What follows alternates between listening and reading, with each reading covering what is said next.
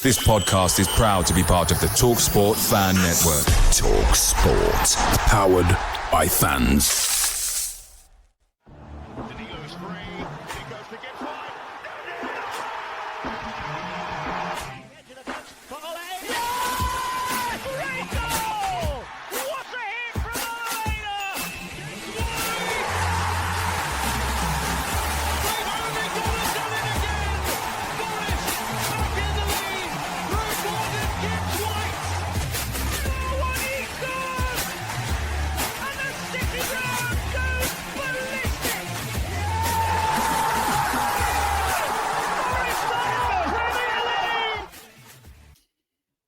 Hello, welcome to this edition of Red Side of Trent. As Forest have now completed a signing. It's a winger. It's been a tooth and nail fight with Napoli, and we finally signed Ndoye from Bologna, a winger, Swiss international, 24, about to turn 25 in October. And to give us all the lowdown is Ben Dixon from SerieATotal, covering Serie A football, podcast, newsletters, and all that good stuff. Ben, how are you, first of all? I'm good, mate. Thank you very much. How about yourself? Yeah, not too bad. Obviously, the summer's kicked off. Forest have signed 2 players so far, and everyone's complaining that Edo Gaspar hasn't got a clue still at the helm of our transfer committee or recruitment, whatever you want to call it. How's it been for Italian footballing, covering that, the transfers in and out? I know Napoli have been very, very busy. This is why it kind of puzzles me that they might go for Ndoye, especially after this. I think they signed Noah Lang, haven't they, from PSV, I believe. Yeah. No, it's been really interesting. A lot of clubs have been really busy, especially at the top end. Last season was really weird, and the fact that Napoli went and won the league as they did has just kind of thrown a bit of a spanner into the works. Milan were terrible, so they need to be invested into. Inter have lost Inzaghi. They have been investing money, and it's nice to see as much investment in the league because there's normally not as much money thrown about as much, and there's not. I don't want to say competency because that feels somewhat harsh, but it seems like all of the top clubs that should be buying the talent they are doing are. So the fact that Napoli have gone for Ndoye and been beaten, I think it's quite a testament to Forest's pull. Won the league last year. There's not really any kind of sign that they're not going to at least be up there this year. They're in the Champions League. There's not really any reason to, between Forest and Napoli, there's not really a reason to pick Forest with the greatest respect, unless there was a massive sign of pull and massive kind of ambition from the club being presented to him.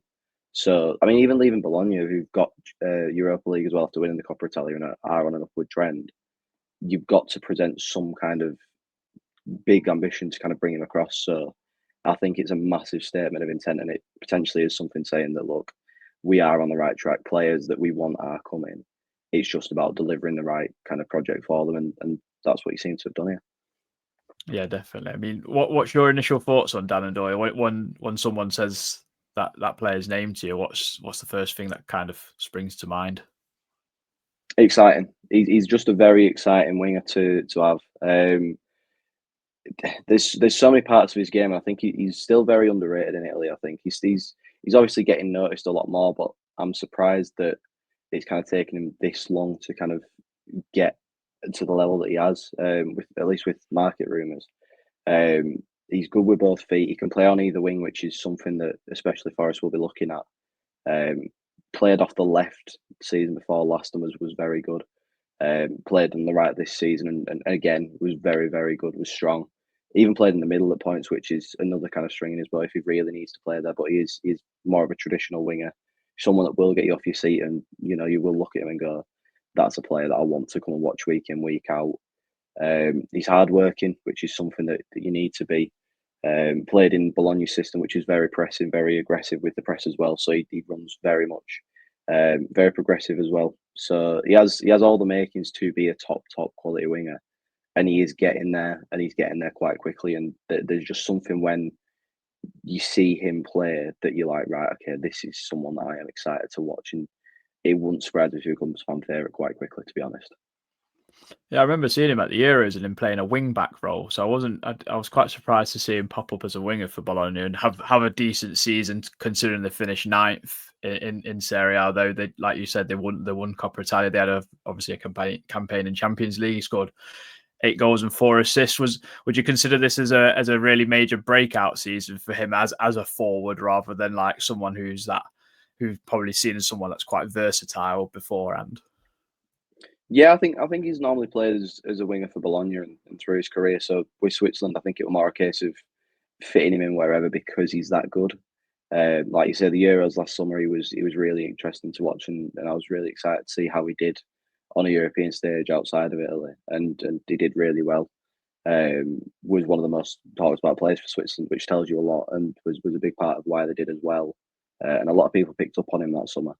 And then this season, he's just kind of taken on to a new length and gone, right, okay, this is the player that we're going to be seeing week in, week out, and he has just been performing. You've got to remember as well, this is a Bologna side that've been in transition. They've lost big players, big names last summer. They lost Thiago Motta, so they've had an entire new structure coming to the club. You've lost Joshua Zirkzee, who was phenomenal. You've lost Calafiori. There was a lot of change. Lewis Ferguson, the captain, was out for pretty much most of the season. So you've got something like that is going to take time, and yet Bologna have still been up there and have still kind of been dreaming of Champions League football. Like we say, won the Coppa Italia. Like, this is a club that very much run an upwards trend, and Ndoye normally has been at the heart of it all, even though his numbers aren't, they're not top level. But for a winger, I feel like getting 12 contributions in Serie A is still very good, and he probably will build on that as he comes to England, potentially after a few months, because one of the things with players that come to England from Serie A, there's normally a bit of a stumbling period. We've seen it with Zirkzee and Calafiori, where they both left Bologna after very good spells and then have kind of struggled to settle in or haven't really hit the ground running to the levels that they were in Italy. Whereas now you come in to Ndoye, and I don't think there'll be as much struggle, but he does need time to kind of adjust to English football, because as much as Italy is very kind of tactically different, you'll play a low block, you'll play a high block in the space of 2 different games. Like, it's so different to how the Premier League is set up. You then move to the Prem, and it's more kind of standardised with how teams set up, or there's not as much kind of difference. He should, once he kind of gets used to that, he should take off, quite literally. And I think he'll do really, really well. You say there's not much of a difference until you come to Forest, where it's counter-attack and just rebel sort of football. Although I feel like there might be a potential change, because there has been reports that players were saying, like, we would like to progress the style a little bit more this season, with that counter-attack still in the up our sleeve sort of thing, to catch teams out. If obviously we're going to play teams that are going to keep the ball way better than us, like Arsenal and Liverpool and City, for example. But I know you mentioned about him getting off your seat in terms of certain things he'll do with progressive carries and everything. I saw on his FBref, his progressive carries are really high, like 92nd percentile or something like that. So are we expecting someone that will pick up the ball and naturally try and run with it, or is he someone that is using teammates in terms of like sharp 1-2s and going around corners and off the ball running more so than taking players on, or what? I think it can be a bit of a mix of both, to be honest. You look at Bologna's style, and there is a lot of similarities with Forest, where Vincenzo Italiano has played quite high press football. His gegenpress is what you would kind of expect when you hear that term. It is very, very much free flowing, get the ball back, win it back, progress quickly. So if he is going to be that similar style as to what you're playing now, I think Ndoye is perfect for that, because he can do both. He can take on a man and go. He's rapid, and that's one of the big things about him. But he is also very skillful. He's very technical, so he can do well. He can also play them little intricate passes into areas and move like that. So he's someone that makes an attack more exciting and more, I don't want to say better in that sense, but he can make things just kind of link a bit better.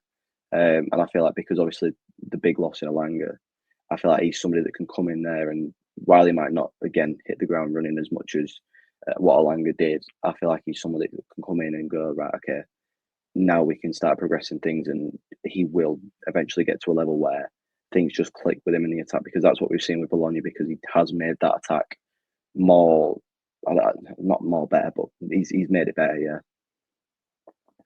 I know you mentioned Alanga there. It's big boots to fill for Dan Ndoye, but he seems like someone that might thrive on filling those shoes. And I feel like that's probably why we beat Napoli to the punch, because there's a shirt there to be had and to be got on possibly the biggest stage in Europe in terms of the Premier League. I mean, I don't want to take that away from Italian football. It's just how it is. Look at the money that gets spent and everything. So do you see it as a like for like replacement in terms of what Ndoye can offer in sort of sense, because 17 goals is quite difficult to replace, but the way I look at Ndoye, and I've seen his maybe his compilation on YouTube or whatever compared to what I saw with Elanga. Ndoye looks like someone that is a little bit more composed on the ball, someone with a bit more technical ability, and will pick out that pass and do something that's probably less predictable than what Elanga would do, because Elanga had the ability to beat a man but then run the ball out of play, for example. Do you know what I mean? It was very strange and very frustrating to watch, even though you just knew he had all this pace basically and ability to really shine. I'd be surprised if he kind of hits the ground running and is in that kind of 20 contribution ball mark from the start, to be honest. I don't know whether it'll be a case of he'll get there eventually, but I think he is somebody that will, even if it's not he's getting the contributions himself, he will line it up so other people can. He's very progressive, and whether that is he will drag the team up and then give it to somebody else, and somebody else can then finish off chances, or however it is, he will get contributions. He knows what he's doing in that front line, and like you say, there's a shirt to be won. With Napoli, it's more of a case of there's 4 players in that front line that he was going to be competing against, which was a big issue, kind of when we were discussing this in January. With Napoli needing signings, it was more of a case of, right, okay, we've got players there, but it needs strength. And if you're going to be in Europe, if you're going to be fighting for the title, with Forest and Ndoye coming to Forest, it's more of a case of there's a shirt there. He knows that it's pretty much going to be his if that money's going to be paid. Now it's just a case of proving that, and I think he will do that straight away, because he does have that ability to just come in and just be himself. Like, he's not trying to be Elanga's replacement. He's not trying to be somebody else. He's just trying to be Dan Ndoye, and he will do that so well. And I feel like there won't be as much pressure on him, at least internally, for him to kind of do that, because everyone knows what kind of player there is there. It's just about kind of adjusting and then linking up with everybody else, because that is where he really does shine. Yeah. What would you say he needed to improve on coming into this new season? Like, what was his weaknesses, would you say, playing for Bologna? I wouldn't say there was any kind of real standout weaknesses, to be honest. I'd say probably the big thing would just be contributions, because 12 contributions is absolutely fine. Bologna weren't really ever, barring like the odd occasion, the team that were going to consistently knock a few goals past you.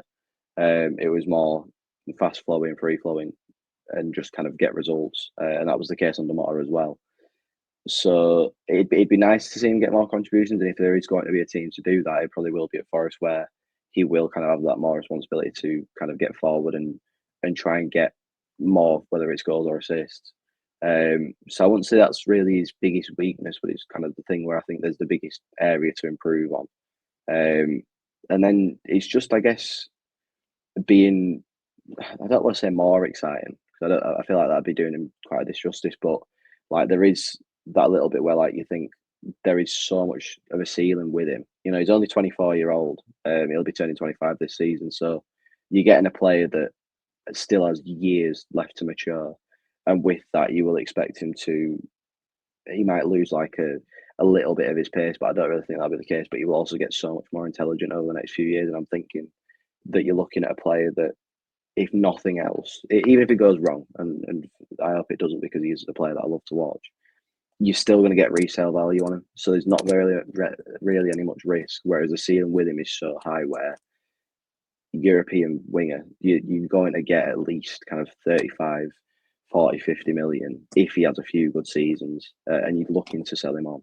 Like, I can't really see much downside at all with the move. And going back to that kind of initial point of, it says a lot about where Forest are going, the fact that you've beaten Napoli to a signing, considering the season that Napoli have had and what will be asked of him at Napoli. So it's another kind of saying where you're looking at a player that has a lot of potential there to grow and has chosen Forest to continue that development.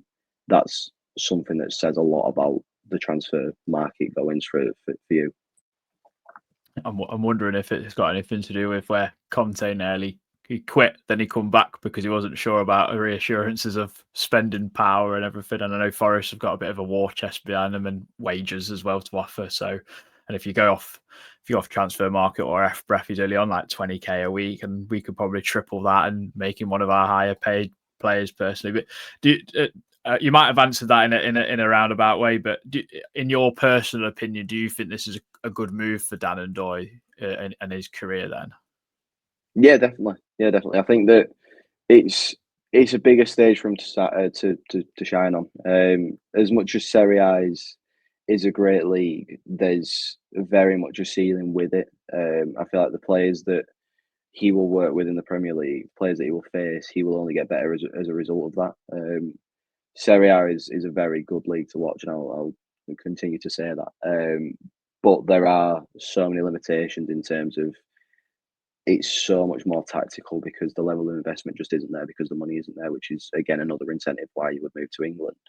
Um, so I think I can't see any downside from your side or his side as to why the move won't work out because at the end of the day it's a chance for him to kind of develop in a league where it's a lot more difficult, but it's also a lot more kind of standardized. And while it's still very tactical, I don't think it'll be a case of there'll be as much shift in how he's got to play. So it means that you'll get the best of Dan and Ndoye in a sense where he can just keep playing in a certain manner. He's not having to change every week in, week out, unless that is obviously what you signed him for, because he does have that kind of ability to one week be a kind of I'm just going to drive at your winger, or he can be a link up winger the next week. So it's something where I'm really intrigued to see where he actually plays as well, because he can play on either side. So whether it's a case of he just kind of roams around the attack or how he actually is used. So I think it's a move where he'll develop a lot, and I think that can only be a good thing for both parties, really.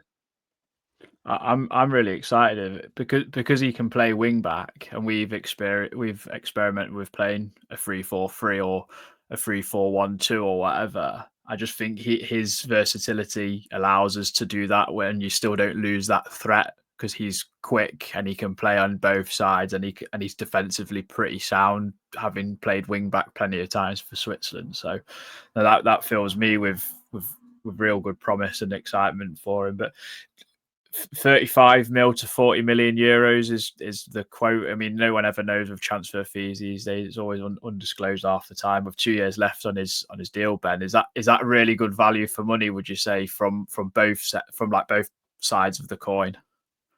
Yeah, definitely. I think Bologna are getting a nice fee that will be reinvested well. Their investment in the past few years has been ridiculous. Like the actual line of buying a player and then the sale value has been like incredible to watch. Like you look at even like last summer, somebody like Xerxes, his career was going one way, he moves to Bologna, and then he ends up getting a big money move to Man United. Like the progression and the actual the way it works there is great. And I'd urge anyone that kind of is interested in football, just full stop, and transfers, to just have a look at kind of how their system works. It is great to watch. And with Forest, you're getting a player that, if he was probably playing for an Inter, a Milan, or Juventus, would probably be 45, 50.